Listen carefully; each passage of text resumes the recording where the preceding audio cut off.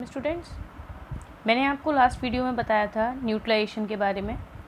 जब भी हमें किसी एसिड के इफ़ेक्ट को ख़त्म करना होता है या किसी बेस के इफ़ेक्ट को ख़त्म करना होता है, तो हम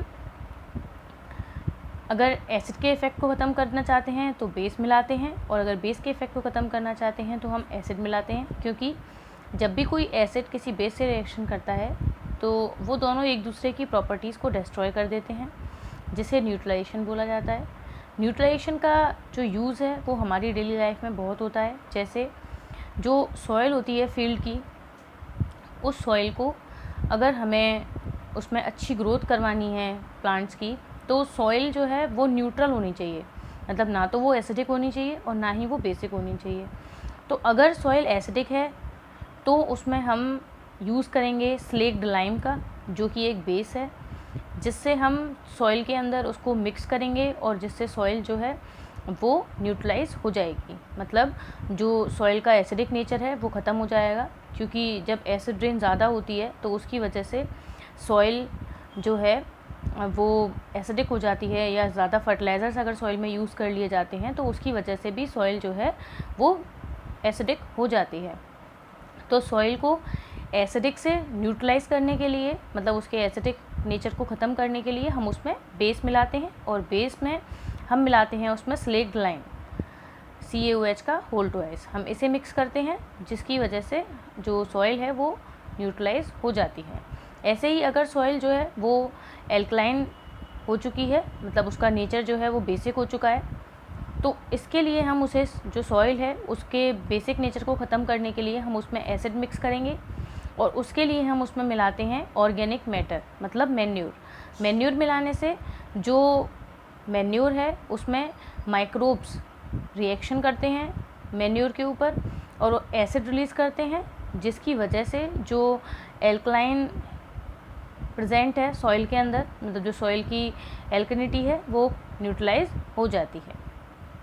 उसी तरह से एसिडिटी इन स्टमक, अगर स्टमक में एसिड ज़्यादा बन रहा है और हमें एसिडिटी की प्रॉब्लम होती है, तब हम उस एसिड को न्यूट्रलाइज़ करने के लिए किसी बेस को लेते हैं, मतलब कोई बेस पीते हैं जो कि बहुत माइल्ड हो और हमारे एसिड को जो पेट में बन रहा है उसको ख़त्म कर दे। तो डॉक्टर की एडवाइस के अकॉर्डिंग हम कोई ना कोई एंटासिड यूज़ करते हैं। एंटासिड होते हैं जो कि बेस होते हैं नेचर में और एसिड को न्यूट्रलाइज़ कर देते हैं। जब हम उन एंटासिड को पीते हैं तो उससे जो एसिड है वो न्यूट्रलाइज़ हो जाता है।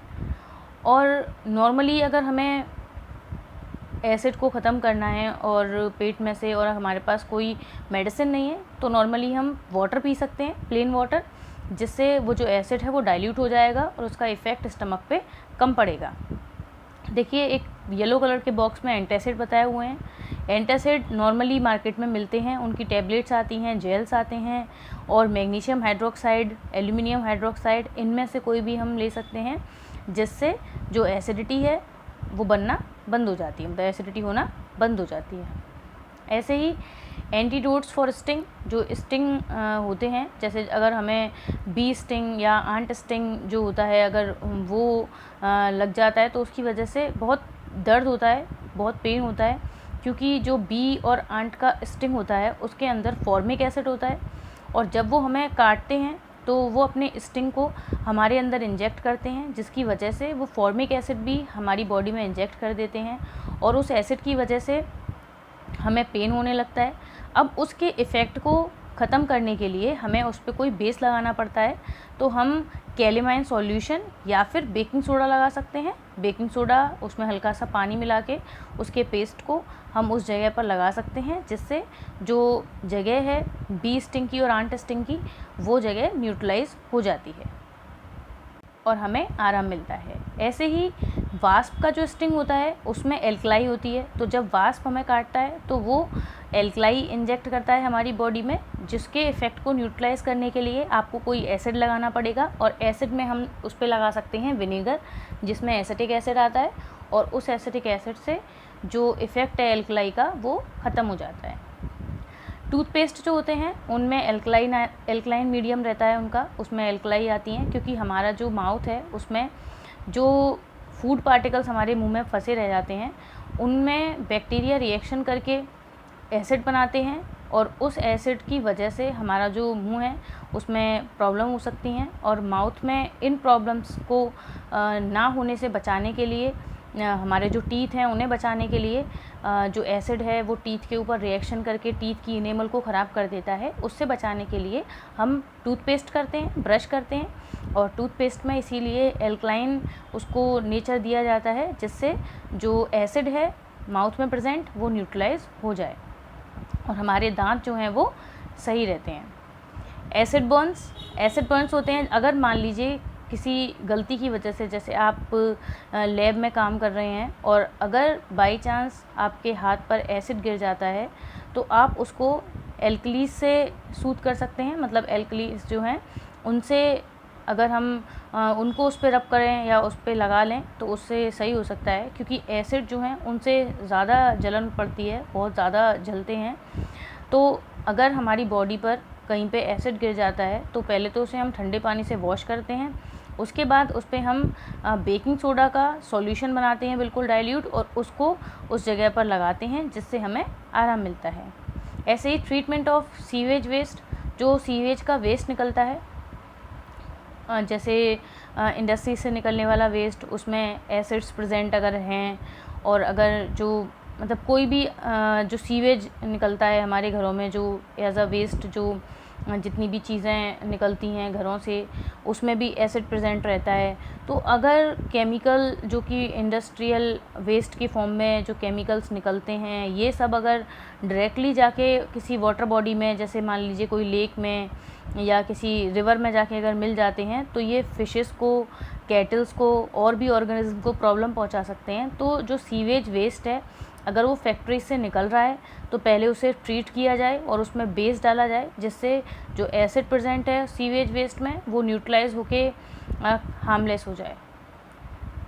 नेक्स्ट इसमें टॉपिक है सॉल्ट्स होते हैं जब न्यूट्रलाइजेशन रिएक्शन होती है, मतलब जब एसिड बेस से रिएक्शन करता है तो कोई ना कोई प्रोडक्ट ज़रूर बनेगा। तो इस रिएक्शन में जो प्रोडक्ट हैं वो बनते हैं सॉल्ट और वाटर।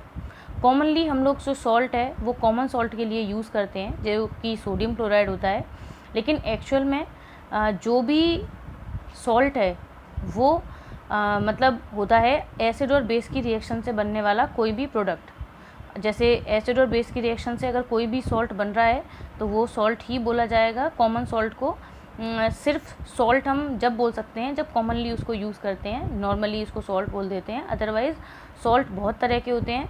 सॉल्ट बनते हैं जो कि एसिड है उसमें से एक पोर्शन और बेस में से एक पोर्शन, और उससे फिर मिलके बनता है सॉल्ट। जैसे सोडियम क्लोराइड कैसे बनाएं? सोडियम क्लोराइड बनाएं बेस के अंदर से तो उसका जो मेटल पार्ट है वो निकलता है, मतलब जो सोडियम है वो मेटल पार्ट है और क्लोराइड जो है वो नॉन मेटल पार्ट है जो कि एसिड में से आता है, और ये दोनों मिलते हैं सोडियम और क्लोराइड, और जिसकी वजह से बनता है सॉल्ट NaCl। ऐसे ही बहुत तरह के सॉल्ट जो हैं वो बनते हैं अलग अलग टाइप के एसिड से, अलग अलग टाइप के बेस से।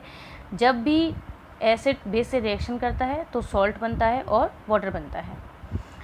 तो मोस्टली जो सॉल्ट होते हैं वो कुछ ऐसे भी होते हैं जो कि हमें देखने में मतलब ऐसे लगते हैं, उनमें कोई भी उनका कलर जो है वो हमें शो नहीं होता है, पाउडर फॉर्म में होते हैं। लेकिन कुछ सॉल्ट ऐसे होते हैं जिनमें वाटर उनमें पहले से ही जुड़ा रहता है।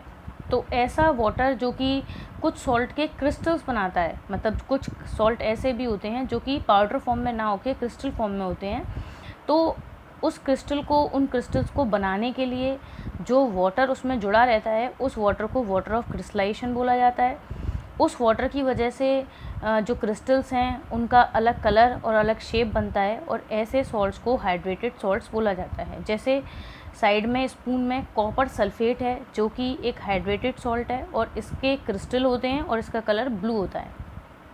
और अगर हम इन सॉल्ट को गर्म कर देते हैं तो उसकी वजह से इनमें से जो वाटर है, जो वाटर ऑफ क्रिस्टलाइजेशन है इनका, वो वेपर्स की फॉर्म में एटमॉस्फेयर में चला जाता है और ये पाउडर फॉर्म में आ जाते हैं। इनका शेप चेंज होके ये पाउडर फॉर्म में आ जाते हैं और इनका कलर भी चेंज हो जाता है, ये डीकलराइज हो जाते हैं, इनका कलर जो है वो गायब हो जाता है। और अगर इसमें हम दोबारा पानी डाल दें तो दोबारा ये फिर वैसे ही शेप में और वैसे ही कलर में आ जाते हैं। जो सॉल्ट्स हैं उनको आगे क्लासिफाई किया गया है नॉर्मल सॉल्ट्स, बेसिक सॉल्ट्स और एसिडिक सॉल्ट्स में। कुछ सॉल्ट्स ऐसे होते हैं जो कि ना तो एसिडिक बनते हैं ना ही बेसिक बनते हैं, जो कि न्यूट्रल बनते हैं। और बेसिक सॉल्ट्स जो होते हैं वो ऐसे टाइप के सॉल्ट होते हैं जो आगे किसी एसिड से रिएक्शन कर सकते हैं और नॉर्मल सॉल्ट बनाते हैं। एसिडिक सॉल्ट्स होते हैं जो कि नेचर में एसिडिक होते हैं और वो किसी बेस से रिएक्शन करते हैं और फिर आगे जाके वो एक नॉर्मल सॉल्ट बनाते हैं। अब नेक्स्ट हैं यूजेस एसिड्स के, बेसिस के और सॉल्ट्स के। एसिड्स में सल्फ्यूरिक एसिड, नाइट्रिक एसिड जो हैं वो फर्टिलाइज़र्स, पेंट्स, एक्सप्लोसिव्स जो होते हैं, विस्फोटक, उनको और अदर केमिकल्स होते हैं बहुत तरह तरह के जो कि कमर्शियल यूज़ में आते हैं, फैक्ट्रीज़ में यूज़ किए जाते हैं, उनमें यूज़ किए जाते हैं ये एसिड्स। हाइड्रोक्लोरिक एसिड का यूज़ लेदर इंडस्ट्री और प्रिंटिंग इंडस्ट्री में किया जाता है। और एसिटिक एसिड का और बेंजोइक एसिड का यूज़ फूड प्रिजर्वेशन में किया जाता है। जब फूड को काफ़ी टाइम के लिए प्रिजर्व करके रखना होता है, बचा के रखना होता है, तो उसमें एसिटिक एसिड या फिर बेंजोइक एसिड का यूज़ किया जाता है। सिट्रिक एसिड जो है वो विटामिन सी का अच्छा सोर्स है जिसका यूज़ सॉफ्ट ड्रिंक्स बनाने में किया जाता है। नेक्स्ट है बेसिस। बेसिस में कैल्शियम हाइड्रोक्साइड का use bleaching powder, hard water को सॉफ्ट बनाने के लिए और जो एसिडिक सॉइल है उसको न्यूट्रलाइज करने में इसका यूज़ करते हैं। एल्यूमिनियम हाइड्रोक्साइड का यूज़ फायर एक्सटिंक्शर की फॉर्म में किया जाता है। मैग्नीशियम हाइड्रोक्साइड का यूज़ एंटासिड की फॉर्म में किया जाता है। सोडियम हाइड्रोक्साइड का यूज़ सोप बनाने में किया जाता है।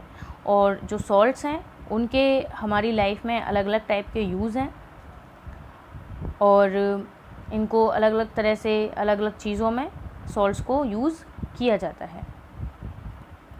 देखिए यूजेस ऑफ सॉल्ट्स में एक हाइग्रोस्कोपी पिंक कलर का वर्ड जो लिखा हुआ है वो एक सॉल्ट की प्रॉपर्टी के बारे में है। जैसे सॉल्ट जो होते हैं वो अलग अलग प्रॉपर्टीज़ रखते हैं, इसीलिए वो यूज़ किए जाते हैं अलग अलग तरह से। लेकिन कुछ सॉल्ट ऐसे होते हैं जो एनवायरनमेंट में प्रेजेंट जो मॉइस्चर होता है उसको एब्जॉर्ब कर लेते हैं। इस प्रॉपर्टी को ही हाइग्रोस्कोपी बोला जाता है। ये जो प्रॉपर्टी है इसमें जो मतलब सॉल्ट होता है वो एटमॉस्फेयर में या एनवायरनमेंट में जो प्रेजेंट मॉइस्चर है उसको एब्जॉर्ब करता है। जैसे सिलिका जेल और क्विकलाइम जो हैं वो इसी टाइप के सॉल्ट हैं। जैसे सिलिका जेल आपने सुना होगा और आता भी है, यूज़ भी इसका आपने देखा होगा। जैसे आप जब कोई न्यू शूज़ या कोई भी न्यू अपने लिए जैसे कोई भी शूज़ वगैरह या कोई अच्छे टाइप के जो स्लीपर्स वगैरह होते हैं तो उनमें ये सिलिका जेल रखा रहता है, जिससे कि इस सिलिका जेल का काम वहाँ ये होता है कि जो मॉइस्चर है एनवायरनमेंट में वो मॉइस्चर वो सिलिका जेल एब्जॉर्ब कर ले, जिसकी वजह से जो मतलब आपकी शूज़ हैं, जो स्लीपर्स हैं वो ख़राब ना हो। अब देखिए यहाँ तक आप इस चैप्टर को अच्छे से समझ लीजिए। यहाँ आपका ये चैप्टर फिनिश हो जाता है। अच्छे से इसे समझिए, इम्पॉर्टेंट चैप्टर है। जो भी डाउट हो वो मुझसे क्लियर कर लीजिए। Thank you.